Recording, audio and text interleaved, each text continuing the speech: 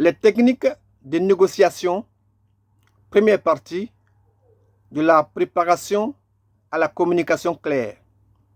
Les techniques de négociation, première partie, de la préparation à la communication claire. La négociation est une compétence essentielle dans plusieurs aspects de la vie, tant professionnelle que personnelle. Que ce soit pour conclure des accords commerciaux, pour résoudre des conflits interpersonnels ou pour prendre des décisions en groupe, la capacité à négocier efficacement peut faire la différence entre le succès et l'échec. Dans cette communication, nous allons explorer les techniques et les stratégies qui peuvent vous aider à devenir un négociateur plus habile et à obtenir des résultats mutuellement bénéfiques. Chers amis, bonjour. Germain Sewi. La première partie de ce guide va se concentrer sur les fondements de la négociation, en commençant par l'importance cruciale de la préparation. Nous allons aborder également l'écoute active, une compétence essentielle pour comprendre réellement les préoccupations de l'autre partie, ainsi que l'importance d'une communication claire pour éviter les malentendus.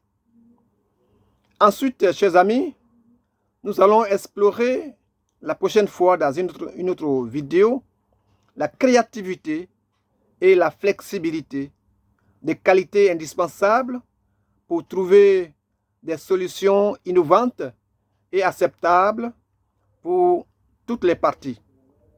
La gestion des conflits est également un aspect clé car elle permet de maintenir un dialogue constructif même dans des situations les plus tendues. Enfin, nous allons aborder l'art du bargaining et des concessions, une étape souvent nécessaire pour parvenir à un accord équilibré et satisfaisant.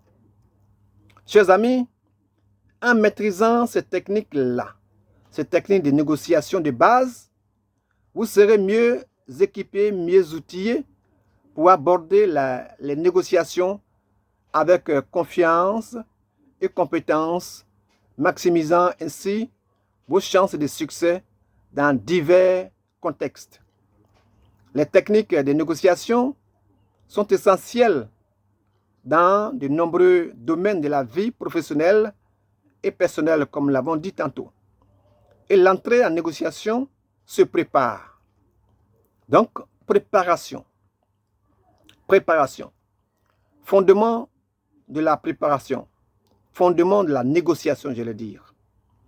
Alors, la préparation est la clé de succès dans toute négociation.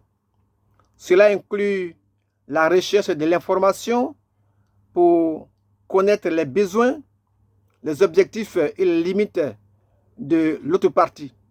Il est également crucial de définir vos objectifs, vos propres objectifs et d'anticiper les objections possibles. Dans un conflit territorial, connaître les besoins de l'autre communauté implique, par exemple, de comprendre leur dépendance à une rivière pour l'agriculture. Leur objectif pourrait être un accès garanti à l'eau, tandis que leur limite est de ne pas céder plus de 10% de leurs terres. Ces informations-là guident et guideront des propositions équitables. Chers amis, il faut définir vos objectifs. Il faut savoir ce que vous voulez obtenir et quelles sont vos limites. Par exemple, lors d'une négociation salariale, votre limite pourrait être un salaire minimum de 300 000 francs par mois. Si l'offre est en dessous de ce montant, vous êtes prêt à refuser. Cette limite vous aide à prendre des décisions claires et à rester ferme sur vos besoins. Chers amis, il faut anticiper également les objections. Il faut prévoir les arguments que l'autre partie pourrait soulever et préparer des réponses. Lors de la vente d'une voiture, anticiper l'objection sur le kilométrage élevé. Par exemple, préparer une réponse en mettant en avant l'entretien régulier et les pièces récemment remplacées.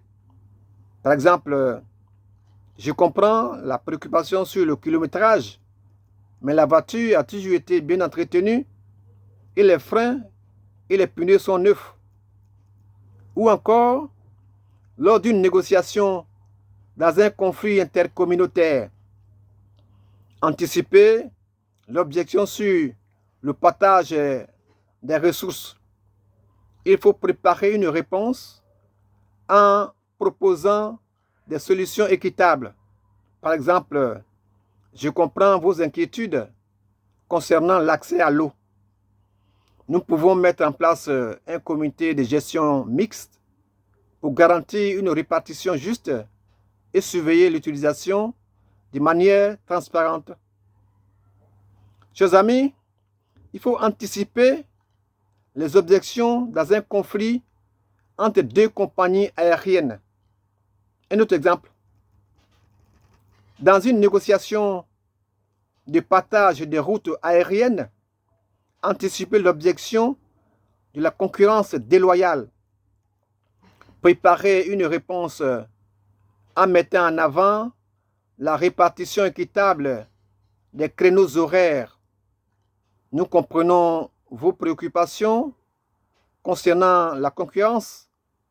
Nous proposons une répartition des créneaux horaires basée sur la demande des passagers, garantissant une compétition équitable et bénéfique pour les deux compagnies. Par exemple, le deuxième cas entre deux compagnies aériennes. Lors d'une négociation entre deux compagnies aériennes concernant l'utilisation commune d'une porte d'embarquement, il est important d'anticiper les objections potentielles. Par exemple, une compagnie pourrait soulever les préoccupations concernant, les horaires d'utilisation. Anticiper cette objection pourrait se traduire par une préparation de propositions de créneaux horaires flexibles qui minimisent les conflits horaires, les conflits d'horaires, tout en maximisant l'efficacité d'utilisation pour les deux compagnies. Alors, chers amis, deuxièmement, écoute active. Écoute active. L'écoute active est primordiale pour comprendre les besoins et les préoccupations de l'autre partie. Il faut poser des questions ouvertes. Encourager l'autre partie à partager plus d'informations. Dans une négociation intercommunautaire, poser des questions ouvertes pour mieux comprendre les préoccupations. Pouvez-vous me parler des principaux défis que votre communauté rencontre avec le partage des terres? Alors, cela encourage l'autre partie à fournir des détails et à exprimer pleinement ses besoins et ses inquiétudes. Il faut également paraphraser, donc répéter ce que l'autre partie a dit pour montrer que vous comprenez. Donc, lors d'une discussion, paraphraser pour montrer votre compréhension. Par exemple, si je comprends bien, vous êtes préoccupé par le fait que le partage des terres pourrait limiter votre accès à l'eau, ce qui est essentiel pour vos cultures, n'est-ce pas? Cela montre que vous écoutez attentivement et vous comprenez leurs préoccupations. Du moins, vous prenez leurs préoccupations au sérieux. Il faut également observer le langage corporel pendant les négociations. Donc, prêtez attention aux indices non verbaux. Lors d'une négociation, observez le langage corporel. Si l'autre partie croise les bras et évite le regard, cela peut indiquer une résistance ou un désaccord. Notez ces indices pour ajuster votre approche et poser des questions pour clarifier leurs préoccupations et les rassurer. Chers amis, nous abordons maintenant la troisième partie, à savoir la communication claire. Communication claire. Une communication claire et précise aide à éviter les malentendus lors d'une négociation. Exprimez clairement vos attentes. Il faut exprimer clairement vos attentes. Vous dire exactement ce que vous voulez et pourquoi. Lors d'une réunion de médiation, exprimez clairement vos attentes. Par exemple, nous souhaitons un accès partagé à la rivière pour garantir que toutes les communautés disposent de suffisamment d'eau pour l'irrigation. Cela est essentiel pour la survie de nos cultures et pour maintenir la paix et la coopération entre nos communautés. C'est clair. Et également, chers amis, pour utiliser des jeux plutôt que des vous. Utilisez des jeux plutôt que des vous. Parlez de vos sentiments et de vos besoins plutôt que de blâmer l'autre partie. Lors d'une négociation, utilisez des jeux pour exprimer vos sentiments.